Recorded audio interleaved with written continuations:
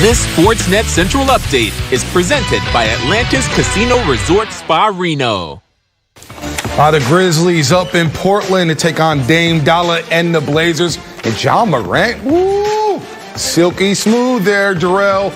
John Morant getting to the basket, getting the steal right there, Jennifer, playing like a true point guard, going up and, man, he's got boings, as the kids used to say. I don't know what they call that now. Is that bunny hops? Hops? What do they call it? I don't know. It's like Darrell's hops. Bouncy. Bouncy. John Morant with 28 points in that one in Memphis.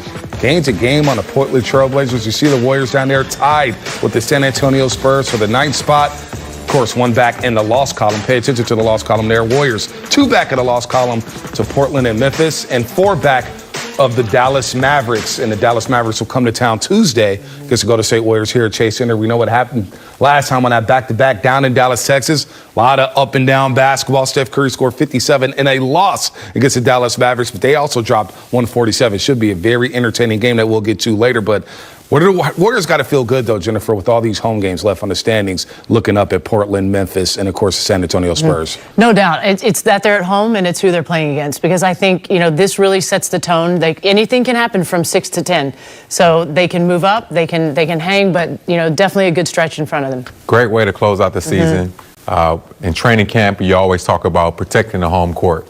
And to finish 6 games, the last 6 games at home is pretty sweet. So I think the Warriors definitely going to take advantage of that and knowing their position. So if they can win those 6 games at the end of the season, that'd be pretty cool going into whatever position they'd be in the standings. No doubt about that. And the key to that is Kelly Oubre Jr. and his new role off the bench. And look, Darrell, Jennifer, you guys both talked about it. It doesn't matter if you start. Depends how many minutes you're playing. And he played 31 tonight, 19.7 rebounds. Didn't have the 3-ball rolling.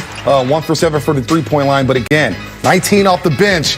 Kelly Oubre Jr. is a weapon off that Golden State Warriors bench. No doubt. He is so productive off the bench, and he was scoring, yes, he was more aggressive tonight. His 3 wasn't falling, but he gives them such an energy lift with how aggressive he is, and he does play both ends of the floor. Yes, and I love how he's cutting to the basket now. We talked about this so much at the beginning of the season that he was maybe settling for too many threes. Now, him and Draymond has that connection on that baseline. If Draymond gets it as a short roller, he knows the backdoor cut, and he knows Draymond's going to throw the alley-oop or the bounce pass. Well, I think we're seeing, to your point, I think that's chemistry, right? Yes. I think we're seeing a lot more chemistry develop between the two of them with Steph. And even though there's been a lot of, you know, players in and out, I think that's finally coming for them.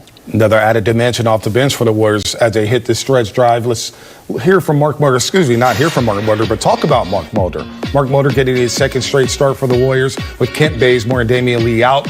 Mulder with 11 points, but he hit 3 threes in a pivotal 3rd quarter, Darrell. I love how he just plays within his game. He doesn't do anything to hurt the team. He catches and shoots. He cuts hard, and he finishes around the basket. So another great game to put back-to-back games for Michael Mulder.